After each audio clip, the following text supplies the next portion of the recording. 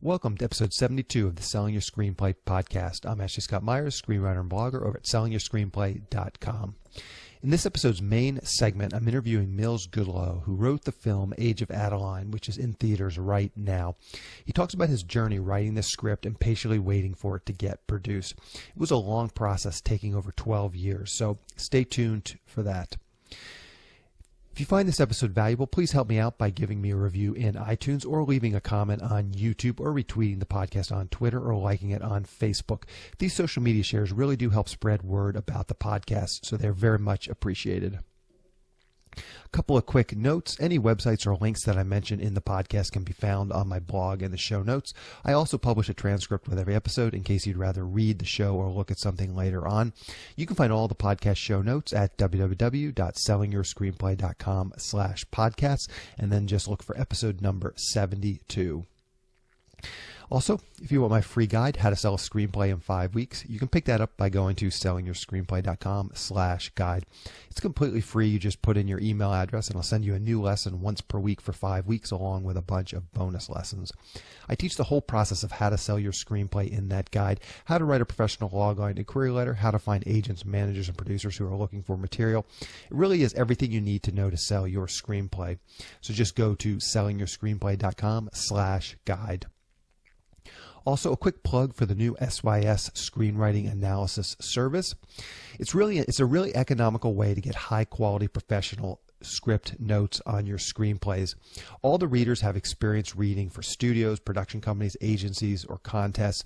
The readers I've partnered with are gatekeepers. They're exactly the same people who are going to be reading your scripts at the companies you submit to. The readers will evaluate your script on several key factors like concept and premise, structure, character, dialogue, and marketability. Every script will get a grade of pass, consider, or recommend. I'm also offering a bonus. If you get one recommend from a reader, you get a free email and fax blast to my list of industry contacts. This is the exact same blast service I use myself to promote my scripts, and it's the same service I sell on the website. It's a great way to get your script into the hands of producers who are looking to make movies. Also on the website, you can read a quick bio on each reader and pick the one who you think would be the best fit for your screenplay. I've actually added a few new readers this past week, so definitely check that out. Even if you've looked at it before, there's now, I think there's 4 new readers listed on that page that you can choose for your screenplays. One question I've been getting a lot about the Studio Reader 3-pack is that people are just wondering how they can use it. It's $199 right now, and which means it's less than $67 per script read. It's really completely flexible, so you can use it however you want. You can have one, you can buy the 3-pack, send your script, have one reader read it. You can get notes, you can rewrite it, have the same reader or a different reader read it. You can use it over the course of any number of weeks or months that you'd like. It's completely flexible, and you're just literally buying 3 script reads in one package, and then you can use them however you want. So if you want a professional evaluation of your screenplay at a very reasonable price, check out www.sellingyourscreenplay.com/consultants. A quick few words about what I'm working on. I'm still plugging away at my limited location mob action thriller screenplay. I'm still very much on track to be finished with this script in mid-June. So I'll hopefully be done, and then I'll start sending it out in mid-June. A good friend of mine from my writers group, he really wants to go out and shoot something. So we're trying to figure out what to shoot and how much money we can personally come up with. I'm always on the podcast telling people to just get out there and do something. So hopefully I will take my own advice here soon, and I'll be getting out there and starting to do something as well, even if it's on a micro budget. I've mentioned this many times on the podcast. I have a lot of scripts optioned right now, but I'm not really that confident that any of them are going to go. So sometimes as a writer, you just want to see something made. So I'm thinking just get something done, just get out there and just do it myself, obviously with my friend from the writers group. So it's just a matter of trying to figure out what script can be done on a micro budget, and then start to put the production together. I will be, if I decide to do this, I definitely will be keeping you up to date, and maybe I'll turn it into a little case study on the podcast. Also, I did an online pitch this past week with the Happy Writers. It's run by Joey Tuccio over at Stage 32. I will link to it in the show notes. I actually had Joey on the podcast last August in episode 32, so if you're curious about hearing more from him, definitely check out episode number 32. It basically works like this. You prepare a pitch for one of your screenplays, and Joey actually gives some good advice about how to break down that pitch, so I'm not going to necessarily go through that now, but it's basically an 8-minute pitch. You have your log line, a longer synopsis. You kind of just basically pitch your screenplay and yourself. It's not just the screenplay. You pitch yourself to what your credits are, kind of what you've done, and how you approach this specific story, and then you pitch the story. And you have 8 minutes to do it. The executive is on the other line. It's online, so it's an internet. He's on the other line in Skype. In this particular case, we used GoToMeeting, but I think it's usually like a Skype call where you're literally looking at the executive. He's looking at you. And I pitched one of my screenplays. I pitched a horror comedy screenplay that I wrote a couple years ago. I pitched that to him, and I think it could actually be a good service. It's not cheap. I think it costs about $45 per pitch. I don't know. The price may vary. It may go up over the next couple of months or years. So if you're listening to this later, the price might not still be $45. But I think it's $45 per pitch. So it's not that cheap. I think Joey said between 30 and 60% of the scripts get requested. So it's not, you talk about even just going on those odds, let's say you get a third. So you're talking about $150. If you're just purely statistically average, you get one of your scripts requested roughly every 2 or 3 pitches. So you're talking about $150 per script request. But I think it could actually work in the sense that you know exactly who the executive is that you'll be pitching, so you can research them beforehand, and you can buy pitches for executives that are looking for the exact type of material that you are writing. And I think if you did this, if you really honed in on 2 or 3 or 4 executives, maybe let's say 4 or 5 executives, and you pitched them, you had a specific, let's say a horror script, and you found 4 executives that were looking for horror material, and you pitched them, and then you continue, even if you got a script request, you didn't get a script request, you will get better at pitching. So I would guess that you can get closer to that 60% success rate. If you do this a bunch, you'll get better at pitching. I know this was the first time I had ever done an online pitch. I definitely, just from doing one, I definitely felt like, gee, there's a lot of things I could do better. So if I did it over and over again, I think I would get better, and then hopefully your percentage goes up. But the thing that I think could be really valuable is if you continue to go back to the same executives, there is some interaction there. Like it's, you get on with this executive and you say, hey, how's it going? And he says, oh, hey, how's it going with you? And there's just that sort of like, it's a real connection. Obviously, it's probably not as good as actually being in the room, but it's not bad. It's pretty personalized, and they will remember you. If you keep going back to the same executives, you pitch them your horror script, maybe a few months later, you've written another horror thriller script. You go back to those same executives and you pitch them again. And if they've read your script and they, liked it, but it wasn't quite right, they're going to be real inclined to request that script again. And maybe at some point too, you could actually get their email address. Probably wouldn't be that hard to track down their email address. And if you had pitched them 2 or 3 times and then you track down their email address on something like IMDb Pro, and then just emailed them directly when you finished a new script set and referenced the Happy Writers pitch, again, there would be that personal connection. I mean, I know a lot of people who listen to this podcast, a lot of people who read my blog, I know they're not in LA. So especially if you're not in LA, everyone always says, gee, it's so hard. I don't know where to send my script or what. It's like, this is a real way to, it's kind of the opposite approach of what I sell on my site. The email and fax blast is just a total shotgun approach where you're just pitching, literally thousands of producers. And this is definitely the other end of the extreme. So if you feel strange about using a service like my email and fax blast service, where you're basically just sending cold query letters to people, this is definitely the other end of the extreme, where you can research the executive, you can find the one that's right for you, and then you really can pitch them. And it's all very, they know basically what they're in for. They're coming to listen to pitches. So it's all works. It would just be a real nice way of finding some executives, doing some research, figuring out who's the right one for your script, pitching them, and doing this over the course of months and potentially years, building up a nice relationship with them. So if you're interested, definitely check that out. I will link to that in the show notes, and I'll let you know. I did, as I said, I pitched one script and the guy did request it. So we'll see how that turns out, and I'll definitely keep people up to date if anything turns up with that. So now let's get into the main segment. Today I'm interviewing Mills Goodloe. Here is the interview. Welcome, Mills, to the Selling Your Screenplay podcast. I really appreciate you coming on the show. Glad to be here. I'm glad to have me. So to start out, I wonder if you could give people a quick overview of kind of how you got started in the entertainment industry and eventually sold your first screenplay. I started out as an assistant to a director right out of college, Dick Donner. And I had a friend of mine who had a connection within this film that he was doing, and I got a job as his third assistant, basically picking him up and being his driver. And through the course of maybe the first couple of years, I was really doing laundry runs and getting cars fixed and so forth. And then eventually he started trusting me more with his company and his business, and I ended up staying with him for 8 years.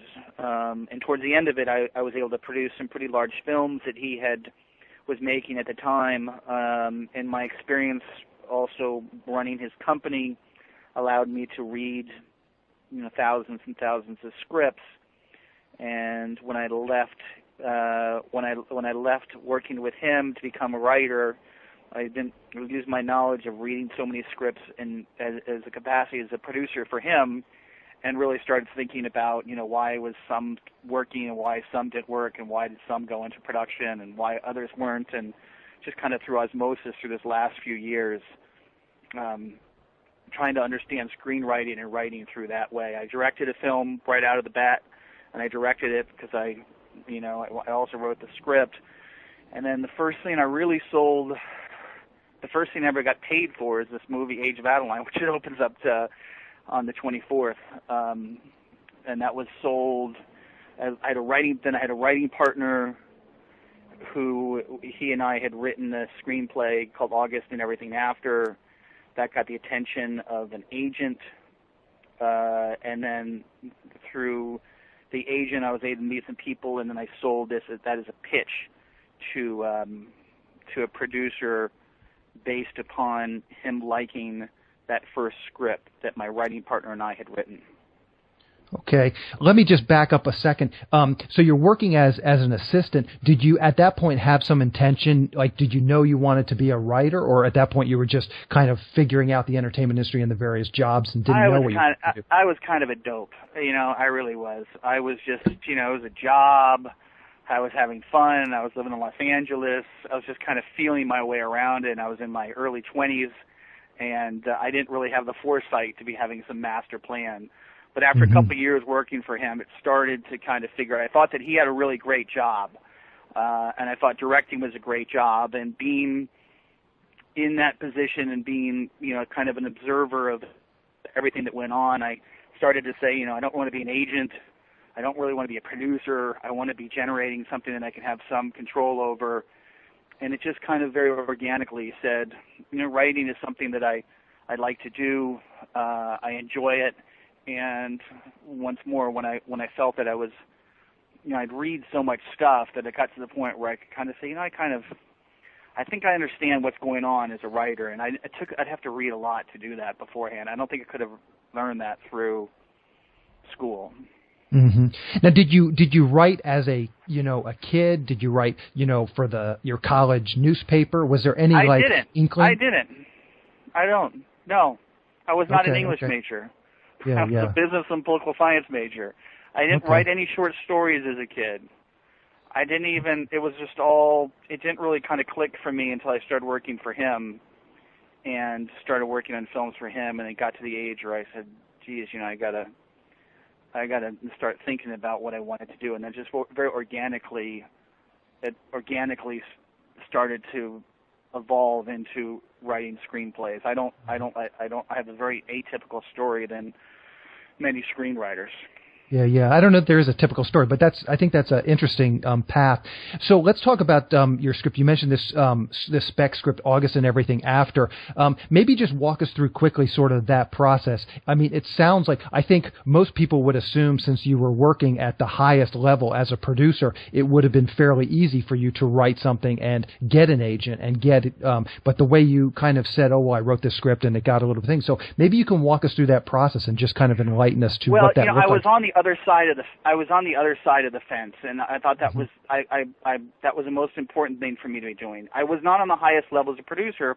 I was a paid employee, mainly producing physical production for him, and when we're shooting the films doing this production, and he was a pure director. He wasn't a writer-director, and he produced based upon the virtue of the fact that he produced his own stuff because he was a very powerful director. So I knew people just through knowing people around, and I knew that if I had a script, that I could at least have somebody read it and somebody pay attention. And what happened was I made my first film, which is a very, very small independent film, through your typical begging people for money to make a movie. Mm-hmm. And to kind of back up for a second, I was able to kind of, through that small film, I knew some people that worked on the talent side also from that film. So at least when I wrote a script, I know that they would read it.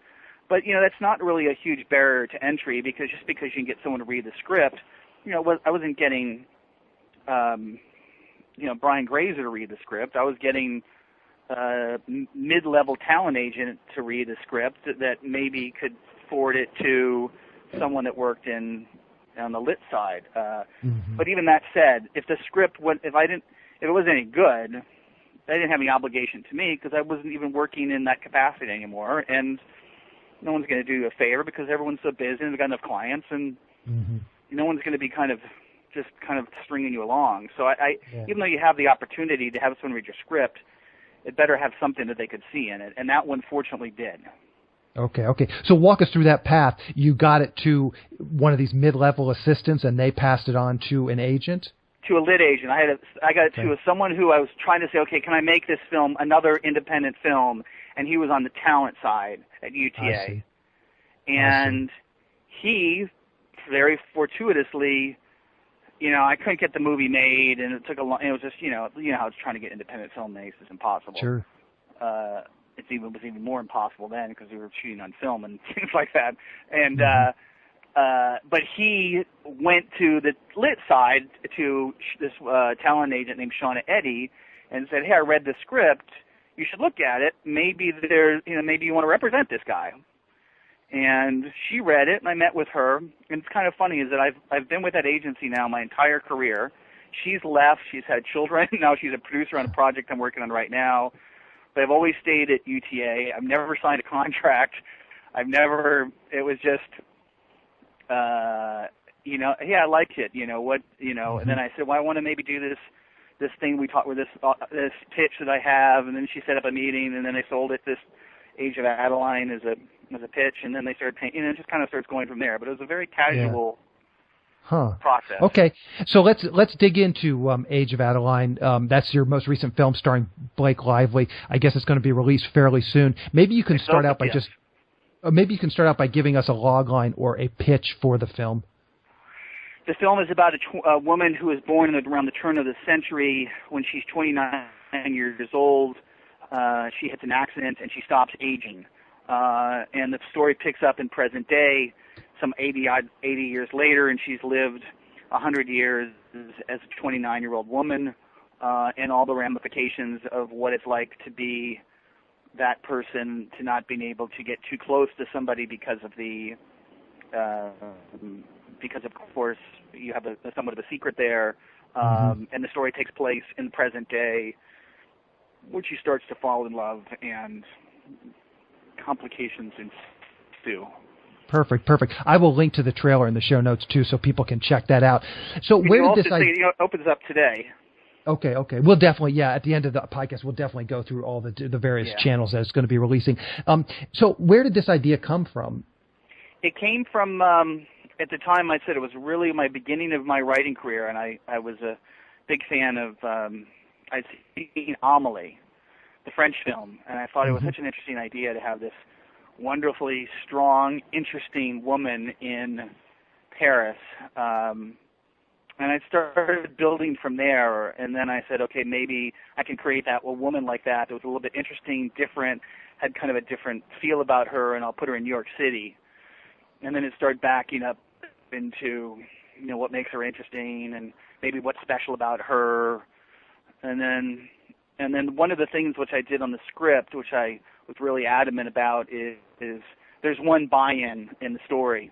And I think a screenwriter, you sometimes get into trouble when you start making too many rules. And I looked at like Back to the Future, which is a wonderful example of once you buy into the fact that a DeLorean can be used as to take you back to meet your sister, your mother when she was in high school. That's the only buy-in you have to have. And I had the same thing where this accident happened and she stopped aging, and there's no other thing there's nothing else that you have to believe. There's no other rules except for that one. There are no rules. It just is an accident that happened. Yeah. So it sounds like this sort of, I mean, that's kind of the high concept part of this story, is that conceit. And it sounds like that came fairly late in the process. Like, it sounds like you sort of were developing this interesting character, and then that kind of came later. Is that how it went down? Well, it was just when I started writing the script, that was all there. But the original idea was, okay, I want to write a story about a strong female protagonist, and there wasn't any films like that, and I wasn't very influenced by that strong female protagonist. And it was just only a matter of a couple weeks after that the rest of it kind of came around. But it wasn't a matter of years or developing. But the big pitch, because I sold it as a pitch to a producer, was sitting down and saying, okay, here's a story. This is her story, and the big high concept, so to speak, is what happens if you had a woman that looks like she's 29 that's lived 100 years lived the entire 20th century. Yeah. And to be clear, you had that all thought out once you went in for the pitch. Oh, that yeah. was developed. Yeah. Okay. Yeah. So it was the idea about Amelie to then make it a protagonist, and then to say wrap a story around it, which then led to the pitch, which then the producer buying the pitch and saying, okay, go write the script, because I think maybe we can do something with that idea. Yeah. And then it took 12 years to get the movie made. Wow, you literally sold it 12 years ago? Yeah, it was 2003 it was sold. Okay. So yeah. Sometimes it takes these things takes them a while to get going. One question I would have is, did you find it to be an advantage that you had a strong female protagonist? I mean, it's kind of like a Hollywood just truism that there's not a lot of great roles for women. So having a great role for a woman can be an advantage. But on the flip side, you also get producers saying, well, with a female protagonist, it's not going to sell as well overseas. It's not going to sell as well, internationally and stuff. So I wonder if you got any pushback on that, or sort of how you came up. Now that you've been through it, would you continue to write female-driven scripts?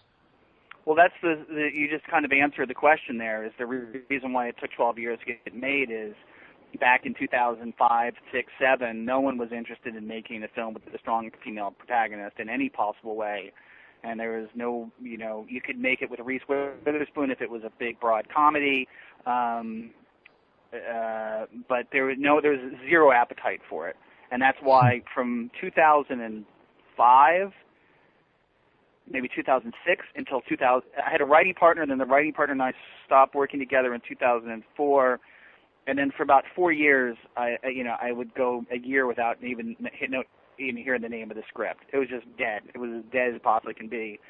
And then I was brought on in 2009 as a solo writer to do a page 1 rewrite on my own script that I'd written as a team, and then that started getting a lot more attention, and then I got into some financiers, and they started trying to put the film together in 2010. But even in 2010, it was really, really difficult.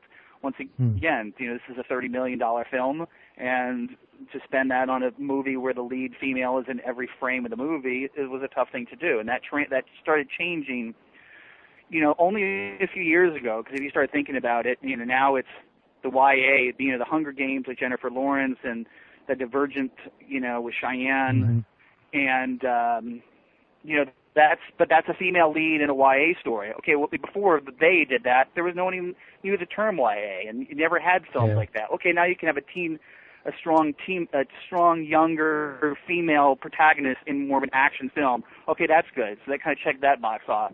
Then if you look at, let's say, Melissa McCarthy, now we can have a big broad comedy and a big funny comedy with a lead. Okay, that's going to be fine. That's going to be great.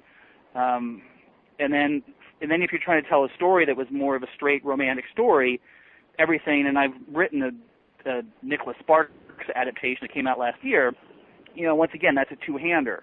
So you always have the actor and the actress. Mm-hmm. So there was a lot of ceilings that had to kind of be broken in order to get to the point where they'd say, okay, we'll spend this much money. And then look at, what's an enormous success is Gravity. Yeah. That also says, okay, now you can have a female who's in every frame of the movie, and it's kind of so this will be interesting to see what happens in the film when this film opens up, to see, how people respond to it, where it's, okay, it's a female lead in a romantic movie, and she's in every frame of the film. Mm-hmm. Yeah. So, sort of to answer my question, would you do it again? It sounds like you're kind of on the fence. It sounds like this was very, very difficult. Oh, now I'm definitely going to do it. I'm actually, okay. There's two projects that I'm probably going to be doing next, and both of them have female protagonists because the tide has turned. Mm-hmm. And I think I'm glad it's happening right now. But if you would ask that same question to me 5 years ago, I'd say absolutely not. Why write any female protagonist? Because everyone uses the same excuse of why they're not going to make the movie is that, who's your draw? There's only two women that can open up movie. The Jennifer Lawrence the Jennifer Lawrence, Melissa McCarthy paradigm was never around 5 years ago. Yeah. And now they are arguably like massive, now you're making Ghostbusters with women. Yeah, completely no doubt. changed. It's all the whole thing is now your question you should ask me is, you should say, if you ever want to write a movie for a male, as a big male as the front of the lead star, because that's the one that's starting to die off now. Yeah.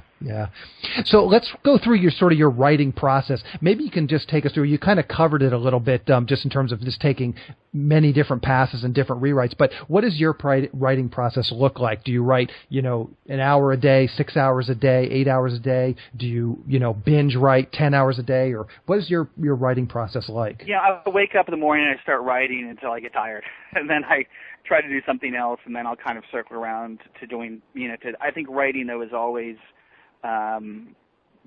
you're always thinking about it, and most of the good stuff comes when you're not really putting too much effort into it. I have a hard time believing when people say they spend 10 hours writing or 8 hours writing. I don't know how you can have focus on, let's say if you're writing on a very great day, we're writing, let's say someone writes 5 pages, which is maybe 2 scenes.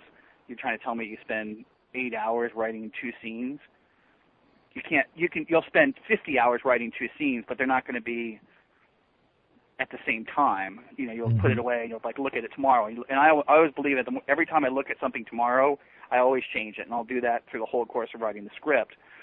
But I think that's just that little bit of kind of separation. I could write something today, and then tomorrow morning I look at it and I can fix it a lot better than I did if I tried to do it in 10 more minutes from now. Yeah. And in terms of the actual physical, actually what I do something that no one else I think does, and that is I don't write in screenplay format until the very, very end when I have to turn in the script. And I've been doing that my whole career. Well, actually, I kind of over the last many years, I've been doing it. And that's really been freeing to me. So what I do is I get a Word document, and I will, if you start telling the story, I'll just put a bold, let's say it's a dinner scene, and I'll just start writing a dinner scene about what's happening and who's there and who's talking and dialogue, and I just put a bunch of stuff in there. And then that document, by the end of the thing, turned out to maybe 50, 60 pages. And then I can just kind of I'll spend 2 days just putting it into a screenplay format, because I think the screenplay format is a terrible way to write. Okay. So that's almost like a very detailed outline. This almost like a treatment. If you think about it, you can also switch to the middle of second act, because it might be 4 or 5 pages down in your Word document. Whereas if you're writing a screenplay format, I can't go from 5 to. I can't write from. The screenplay format forces you to write linearly from the beginning in order to start building up your pages. But if you started to kind of want to start working something later, then you have to write a separate scene, and then you start cut and pasting scenes. And I think I also like it because I think it's freeing in a way, if you're like a painter, rather than having the pressure of putting like the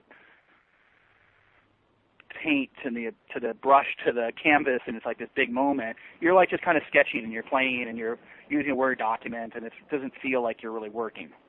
Yeah. And that kind of brings me to my next question. How much time do you spend just like mulling things over, writing notes? A lot of writers use like index cards. How much time do you spend before you actually get into this Word doc? Just Word doc is from the Word doc begins when if I'm trying to get a job, if I'm talking to a producer to get a job, it's the same document. Okay. I can write a thing. I can start with one page and say, okay, you want to talk to the producer, like, well, I want to know what the film feels like. And then you'll say, well, okay, on one page I can put in, this is what happens in the first act, this is the second act, and put you in the third act. And then let's say you get the job and you start writing, and then you're like saying, okay, I know where the end of the first act is and where the second act is. Okay, now I've got to have X amount of scenes in the first act, right? So what's going to happen in there? I'll just start making bullet points, and then the next thing you know, it's like 3 pages. Start putting dialogue in there, and it gets a little bit more and more and more. So it's always the same document from day one. There's no index cards. It's just a kind of a stream of thinking, as opposed to saying, okay, I have the job, and now I'm going to start on a document that has fade in, and it's page 1 at the top, and I got nothing. And also in that format, if you think about it, you can't also play around. You can't just, if you start writing a bunch of stuff in there, it's just automatically formatting stuff for you and slug lines and all that other crap. Yeah. I think that's why a lot of people use the index cards for precisely what you're saying. It's just the screenplay format is just such a linear way of writing it. But then you have to write it by hand, though, on the cards, right? That's true. Yeah. But you could do. I mean, there's ways. Doc. Yeah. That's true. But there's ways of like doing index cards on your computer. Yeah. There's different programs for that. So I want to just step back for a minute. Like, you sold this pitch about 12 years ago. Take us through sort of, what happened to your career once you sold that pitch. Did you start to get some other paid writing assignments? Did you start to kind of just move up the food chain, even though that script didn't necessarily get produced? Yeah, I was able, once I started writing on my own in 2005, I was able to start getting some jobs based upon the previous material. Many of them, if not most of them, never got made. I adapted a couple of John Grisham books, and I'd written a spec TV pilot that had to do with minor league baseball. And that was a good writing sample for Grisham because it had to be the tone of what he wanted to do. He had approval on there, and then I got one job with him, and then I ended up getting 2 jobs with him because he liked what I did. And I just got assignment work. But, you can go, a year and a half without getting into the job. And then, I generated a couple things on my own. I sold a spec to Castle Rock. That worked at a bunch of rewrites on that for a long time and try to get that. It's always that either writing original stuff or getting assignment work and trying to just generate as much stuff as you can. And then you get to the point where you're saying, one of these things have to crack. So how can people see Age of Adaline? Will it be released theatrically and then eventually hit VOD and that kind of stuff? Maybe you could just tell us kind of the release schedule. Well, the release is opening on April 24th. In 3,000 theaters, released by Lionsgate, and it's Blake Lively and Harrison Ford and Ellen Burstyn, and it's a wide release, and it's the only wide release on April 24th. Okay, perfect. And then, do you know when it'll hit video demand? That's just down the road sometime? I'm sure whatever the theatrical window is, that's when it'll be out, but it'll be in the theaters the 24th of April. Fair enough. And I'd like to just wrap it up by if people want to contact you or just follow you along, do you have a Twitter account or Facebook account or blog? Or I have a Twitter account called The Mills Goodloe. Okay, perfect. And I will track that down and I will link that in the show notes so people can kind of follow along and see what you're up to. Well, Mills, I appreciate your coming on the show. This has been a great interview. It's really interesting to hear your story. All right, terrific. I appreciate your time. Perfect. We'll talk to you later. All right, take care. A quick plug for my email and fax blast service. I'm running a special right now where you can purchase 1/3 of the blast for a little more than $50. The total producers list is about 6,000 contacts, so this first 1/3 is about 2,000 contacts. So it's still a solid number of producers that you're pitching to. I've done this to lower the barrier of entry so that people can check out the blast without having to invest a whole lot of money up front. The one thing that hasn't changed, I still require that you join SYS Select, which at the time of this recording is just $24.99 per month. The reason I require this as part of the process is that I'm going to personally look at your logline and query letter and help you make them as good as possible. This is really for everyone's benefit. I want to make sure that the query letter and loglines are well written before I send them out to my list. The people receiving these email queries can unsubscribe from these blasts, so sending out a bunch of half-baked query letters will just burn the list up, which hurts everyone who might ever want to use this service in the future, which includes me, because this is my primary avenue for marketing my own screenplays. Also, by getting my feedback on the logline and query letter, it means your response rate is going to be much higher. I've been doing this for a while, and I've had a lot of success from cold query letters, so I think getting my feedback alone is valuable and well worth the price of admission. So the first 1/3 blast plus the 1 month of SYS Select is just $78. It's $53 for the blast and then the $25 for the SYS Select. And that's a blast to more, again, that's a blast to more than 2,000 industry producers.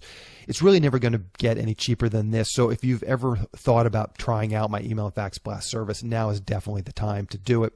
Anyway, to check this out, go to sellingyourscreenplay.com/blast.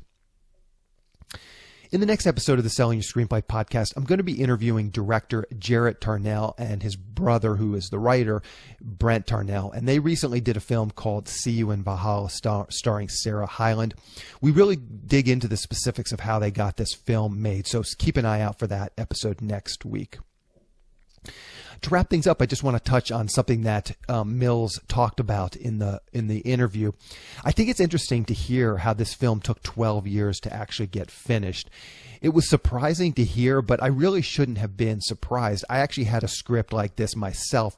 I wrote a film, and I think I finished the first draft in 1997, a script called Inheritance. I optioned it a couple of times and eventually optioned it to a guy named Anthony Stutz, who ended up producing the film in 2012. So that's actually more than 12 years. It was actually, it was renamed Rushlight. So if you look at my page on IMDb, it's a film that's now called Rushlights. Again, my original script was called Inheritance. He optioned it, as I said, in 1999. He ended up purchasing the script and producing the film in 2009. And then it took him 3 more years to get through post-production. So that's a total of like 14 years. From the time I first met him in 1999 to the time he actually purchased it in 2009, it was 10 years later, and then obviously 3 more years. So, you know, you're talking 12, 13 years for that script to go for, and really I had written it 2 years before that, so a 15-year process to get that script actually finished. And I have scripts that I, wrote around that same time, which still are not produced, and I still have hope that they will one day be produced. So it can take, more than 15 years. I often will get questions from people about how long it takes to get a movie made, and sometimes it can happen super fast. Sometimes things just work out right. Actually, the first script I ever sold was a movie called Dish Dogs.